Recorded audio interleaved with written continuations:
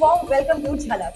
I am पायल पवार और आज इस वीडियो में हम एक झलक डालेंगे पिछले हफ्ते की सारी खबरों पर, जो कि है एग्जाम पॉइंट ऑफ व्यू से मोस्ट इंपॉर्टेंट और आपकी जनरल नॉलेज के लिए भी। तो चलिए बिना वक्त जाया किए शुरू करते हैं। बात करते हैं नेशनल न्यूज की। World's highest motorable road.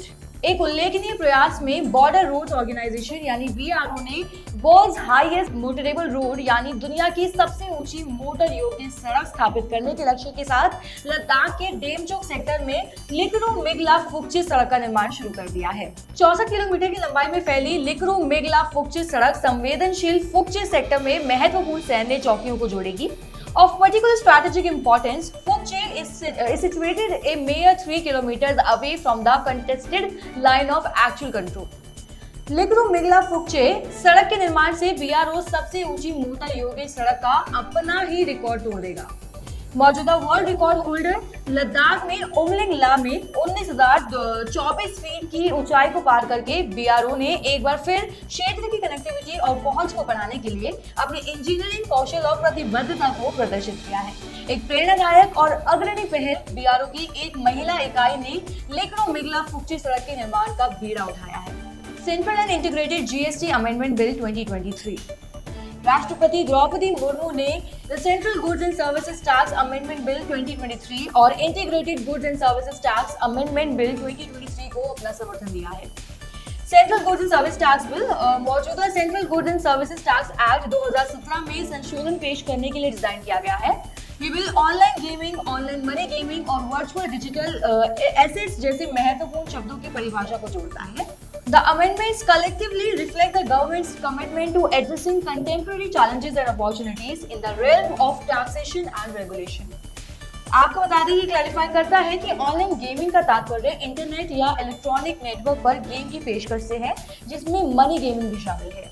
Art and culture. Indira Gandhi memorial tulip garden. Srinagar में Indira Gandhi memorial tulip garden को हाल ही में एशिया के सबसे बड़े पार्क के रूप में वर्ल्ड बुक ऑफ रिकॉर्ड्स में दर्ज किया गया है। Indira Gandhi memorial tulip garden पहले model floriculture centre Srinagar, Jammu और कश्मीर में एक ट्यूलिप गार्डन है। It is the largest tulip garden in Asia. आपको बता दें, ये एशिया का सबसे बड़ा ट्यूलिप गार्डन है जो लगभग 30 हेक्टेयर क्षेत्र में फैला हुआ है। ये डाल लेक के दृश्य के साथ जबरवान रेंज की टहलटी पर स्थित है। इस बगीचे में ट्यूलिप फूलों की लगभग 48 किस्में हैं। बगीचे में कई प्रकार के अन्य फूल भी हैं, जिनमें डैफोडिल्स, जलकुंभी, गुलाब और अन्य सजावटी पौधे शामिल हैं।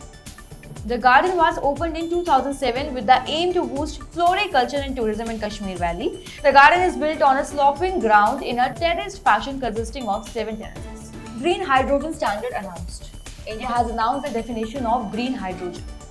भारत के लिए ग्रीन हाइड्रोजन स्टैंडर्ड 12 महीने की औसत उत्सर्जन सीमा के रूप में प्रति किलोग्राम H2 के बराबर 2 किलोग्राम CO2 का मानदंड निर्धारित करता है। ये नेशनल ग्रीन हाइड्रोजन मिशन की प्रगति के लिए एक महत्वपूर्ण कदम है। भारत सरकार के ministry of new and renewable energy द्वारा स्थापित दिशा निर्देश उत्सर्जन मानकों को चित्रित करते हैं, जिन्होंने हाइड्रोजन उत्पादन के लिए हरित के रूप में पूरा करने के लिए पूरा किया जाना चाहिए, जो नवीनकरणीय स्रोतों से इसकी उत्पत्ति को दर्शाता है। भारत न्यू कार असेसमेंट 22 अगस्त 2023 को नई दिल्ली में केंद्रीय सड़क परिवहन और राजमार्ग मंत्री श्री नितिन गडकरी द्वारा लॉन्च किया गया था। ये कार्यक्रम 3.5 T GVW से कम M1 श्रेणी के अनुमोदित प्रकार के मोटर वाहनों पर लागू है। ये एक स्वैच्छिक कार्यक्रम है जिसमें किसी दिए गए मॉडल के आधार पर वेरिएंट का परीक्षण किया जाएगा। ये कार्यक्रम 1 अक्टूबर 2023 से शुरू होगा और ऑटोमोटिव इंडस्ट्री स्टैंडर्ड 197 पर आधारित होगा। कार्यक्रम का उद्देश्य प्रतिस्पर्धी सुरक्षा संवर्धन का एक पारिस्थितिकी तंत्र बनाना है, जिससे उपभोक्ताओं के बीच जागरूकता बढ़े। उपभोक्ता दुर्घटना परीक्षण स्थितियों के तहत वाहन के प्रदर्शन पर तुलनात्मक मूल्यांकन करके एक सूचित निर्णय ले सकते हैं। State of India's birds 2023 report. Bharat के पक्षियों की स्थिति 2023 रिपोर्ट के अनुसार देश में अधिकांश पक्षी प्रजातियों की संख्या में सामान्य गिरावट आ रही है। SOIB SOIB रिपोर्ट देश में नियमित रूप से पाई जाने वाली अधिकांश प्रजातियों की संरक्षण स्थिति का आकलन करने के लिए बनाई गई थी। SOIB को state of India birds partnership 13 सरकारी और गैर सरकारी संगठनों के एक समूह द्वारा प्रकाशित किया जाता है। दुनिया भर में आम और व्यापक प्रजातियों में गिरावट आई है, लेकिन भारत में जानकारी की कमी का मतलब है कि संरक्षण का ध्यान केवल कुछ प्रजातियों, आमतौर पर बड़ी, करिश्माई और खतरनाक पर केंद्रित है। 2023 रिपोर्ट अपनी दूसरी पुनरावृत्ति यानी 2020 से पहले 30,000 से ज्यादा पक्षी दर्शकों द्वारा ई-बर्ड प्लेटफॉर्म पर अपलोड किए गए 30 मिलियन से ज्यादा अवलोकनों का उपयोग करके इस अंतर को भरती है। 69th national film awards 2023। Winners of the 69th National Film Awards 2023 were announced at the National Media Center in New Delhi. आपको बता दें, फिल्म पुष्पा में अपनी भूमिका निभाने के लिए अल्लू अर्जुन को बेस्ट एक्टर अवार्ड मिला और आलिया भट्ट और कृति सनोन को दोनों को ही गंगूबाई काठियावाड़ी और मिमी में अपनी अपनी भूमिकाओं के लिए बेस्ट एक्ट्रेस अवार्ड मिला। द नंबी इफेक्ट को सर्वश्रेष्ठ फीचर फिल्म का पुरस्कार मिला। राष्ट्रीय एकता पर सर्वश्रेष्ठ फिल्म पर नरगिस दत्त पुरस्कार द कश्मीर फाइल्स को दिया गया है। कुछ महत्वपूर्ण यानी कुछ इंपॉर्टेंट विनर्स नीचे श्रेणीवार दिए गए हैं, कैटेगरी वाइज दिए गए हैं, जैसे कि आप अपनी स्क्रीन पर देख सकते हैं। चंद्रयान 3 मिशन। चंद्रयान 3 के प्रक्षेपण के साथ ही इंडियन स्पेस रिसर्च ऑर्गेनाइजेशन ने चंद्रमा पर सफल सॉफ्ट लैंडिंग हासिल की है। यूनाइटेड स्टेट्स, अमेरिका, रशिया और चीन की कतार में शामिल होकर भारत ये उपलब्धि हासिल करने वाला दुनिया का चौथा देश बन गया है। India became the first country in the world to land on the south pole of the moon. The mission took off from the Satish Dhawan Space Center in Sriharikota on July 14, 2023 at 3:35 p.m. It consists of an indigenous lander module, propulsion module and a rover with an objective of developing and demonstrating new technologies required for interplanetary missions. आपको बता दें, Vikram lander और rover प्रज्ञान पर 6 payload Chandrayaan 2 mission के समान ही है। Lander पर वैज्ञानिक पेलोड का उद्देश्य चंद्र पर्यावरण के विभिन्न पहलुओं का अध्ययन करना है। BRICS summit. ब्रिक्स में ब्राजील, रशिया, इंडिया, चाइना और साउथ अफ्रीका शामिल हैं, जो Argentina, Iran, UAE, Saudi Arabia, Ethiopia और इजिप्ट को शामिल करके एक नए चरण की शुरुआत करता है। एक महत्वपूर्ण भू राजनीतिक विकास में ब्रिक्स अलायंस, जिसमें ब्राजील, रशिया, इंडिया, चाइना और साउथ अफ्रीका शामिल हैं, उन्होंने 6 नए सदस्य देशों को शामिल करने की घोषणा की है। यह विस्तार गठबंधन की संरचना में एक उल्लेखनीय बदलाव का प्रतीक है और इसमें वैश्विक सहयोग की गतिशीलता को नया आकार देने की क्षमता है। हाल के ब्रिक्स शिखर सम्मेलन मेजबान देश दक्षिण अफ्रीका के राष्ट्रपति सिरिल रामाफोसा ने 24 अगस्त को एक ऐतिहासिक घोषणा की, जिसमें गठबंधन में नए सदस्यों के नामों का खुलासा किया गया। ये कदम न केवल गठबंधन में विविधता लाता है, बल्कि विभिन्न क्षेत्रों की उभरती अर्थव्यवस्थाओं को वैश्विक मंच पर अपने हितों को संरेखित करने के लिए एक मंच भी प्रदान करता है। ये रणनीतिक कदम ग्लोबल साउथ की चिंताओं को आगे बढ़ाने के लिए समर्पित गठबंधन के भीतर सहयोग करने के इच्छुक देशों के साथ संबंध बनाने की क्षमता रखता है। International relations. भारतीय प्रधानमंत्री नरेंद्र मोदी की ग्रीस की अभूतपूर्व यात्रा 40 सालों में किसी भारतीय प्रधानमंत्री की पहली यात्रा द्विपक्षीय संबंधों को मजबूत करने की दिशा में एक महत्वपूर्ण कदम का संकेत देती है। अपनी यात्रा के दौरान पीएम मोदी अपने यूनानी समकक्ष प्रधानमंत्री क्यारिकोस मित्सोटाकिस के साथ महत्वपूर्ण वार्ता में शामिल होने के लिए तैयार हैं। इन चर्चाओं का प्राथमिक उद्देश्य दोनों देशों के बीच मौजूदा संबंधों को और मजबूत करना है। उम्मीद है कि इस बातचीत में आर्थिक सहयोग, रक्षा सहयोग और लोगों से लोगों के बीच संपर्क समेत कई तरह के क्षेत्र शामिल होंगे। प्रधानमंत्री नरेंद्र मोदी को एथेंस में एक ऑनर से सम्मानित भी किया गया। साथ ही अपनी ग्रीस यात्रा के दौरान पीएम मोदी ने युद्धों में खोए ग्रीक सैनिकों का सम्मान करते हुए एथेंस में अज्ञात सैनिक की कब्र पर श्रद्धांजलि अर्पित की। 20th ASEAN India economic ministers meeting. हाल ही में 20वीं एशियन भारत आर्थिक मंत्रियों की बैठक इंडोनेशिया के सेमारंग में आयोजित की गई, जो भारत और एशियन सदस्य देशों के बीच आर्थिक सहयोग बढ़ाने की दिशा में एक महत्वपूर्ण कदम है। इस मीटिंग में एशियन भारत व्यापक रणनीतिक साझेदारी को मजबूत करने, दोनों पक्षों के लिए पर्याप्त लाभ सुनिश्चित करने की साझा प्रतिबद्धता को रेखांकित किया गया। मंत्रियों ने महामारी से उत्पन्न चुनौतियों के बीच आर्थिक सहयोग को बढ़ावा देने के महत्व पर प्रकाश डाला।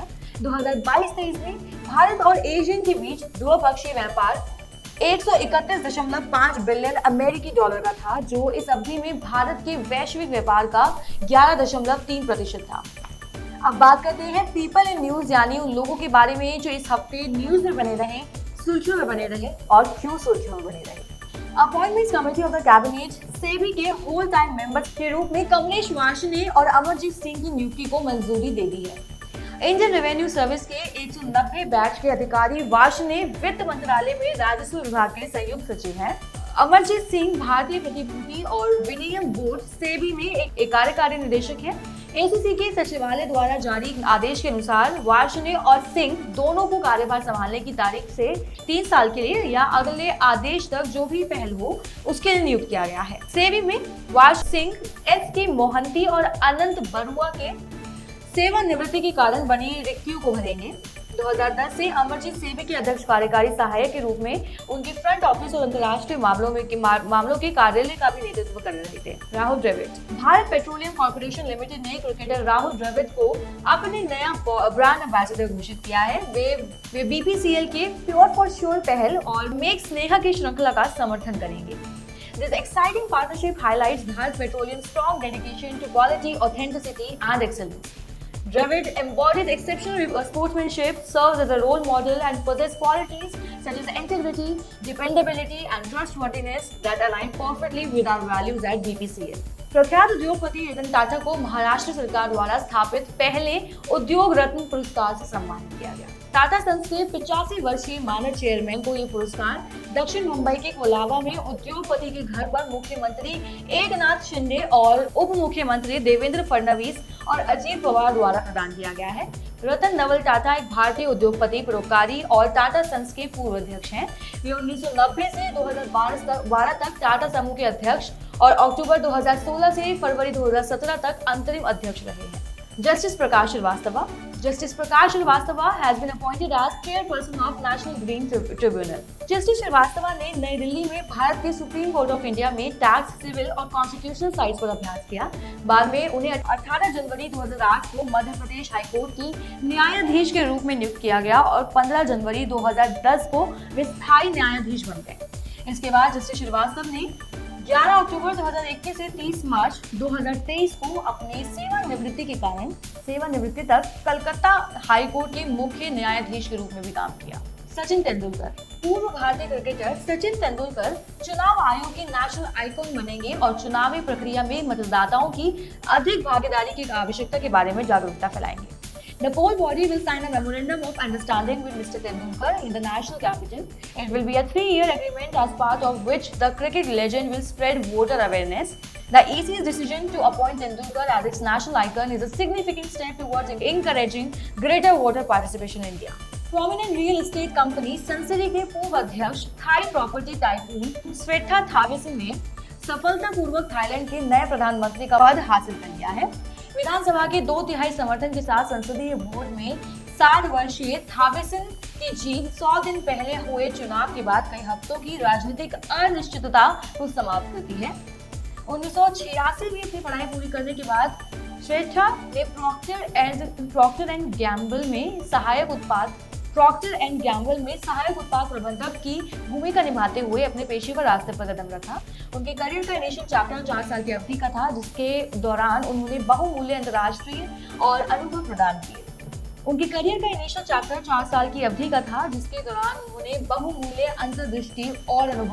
प्राप्त किया। ईगा स्वेतेक। खेल और प्रौद्योगिकी की दुनिया को और जोड़ने वाले एक अभूतपूर्व कदम में परामर्श और डिजिटल सेवाओं में वैश्विक नेता इन्फोसिस ने महिला टेनिस वर्ल्ड नंबर 1 ईगा स्वेतेक के साथ बहुवर्षीय साझेदारी की घोषणा की है। The collaboration establishes Swiatek as the global brand ambassador for Infosys with a key focus on promoting digital innovation and inspiring women worldwide. She is at 22 years old stands as a remarkable figure in women's tennis. 4 bar grand slam champion होने के प्रभावशाली track record के साथ उन्होंने अप्रैल 2022 से विश्व number 1 का खिताब मजबूती से बरकरार रखा है और उस स्थिति में लगातार 70 सप्ताह तक रहने का रिकॉर्ड बनाया है। Rafale Nadal. इन्फोसिस ने powered insights and immersive digital experiences के माध्यम से टेनिस को नया आकार देने के लिए टेनिस के दिग्गज राफेल नडाल को 3 साल के लिए राजदूत के रूप में नियुक्त किया है। इन्फोसिस ने global tennis icon Rafael Nadal के साथ 3 साल की साझेदारी की घोषणा की। उन्होंने ब्रांड एम्बेसडर और इन्फोसिस के डिजिटल इनोवेशन का चेहरा नियुक्त किया गया है। ये साझेदारी न केवल नडाल के लिए एक मील का पत्थर है, बल्कि अत्याधुनिक प्रौद्योगिकियों के माध्यम से टेनिस परिदृश्य को बदलने के लिए इन्फोसिस की समर्पण का एक प्रतीक भी है। आपको बता दें, नडाल फर्रेरा एक स्पेनिश पेशेवर टेनिस खिलाड़ी है। राफेल नडाल को एसोसिएशन ऑफ टेनिस प्रोफेशनल्स द्वारा 209 सप्ताह के लिए एकल में विश्व नंबर 1 का स्थान दिया गया है। नडाल ने 22 ग्रैंड स्लैम पुरुष एकल खिताब जीते हैं, जिसमें रिकॉर्ड 14 फ्रेंच ओपन खिताब भी शामिल हैं। So friends, that's it for today. मिलते हैं नेक्स्ट वीक झलक में। अगर आपको ये वीडियो पसंद आया हो या किसी भी तरह से यूजफुल लगा हो तो please like, comment and share. Also, subscribe to our channel for more videos like this and don't forget to hit the bell icon for updates. Thank you.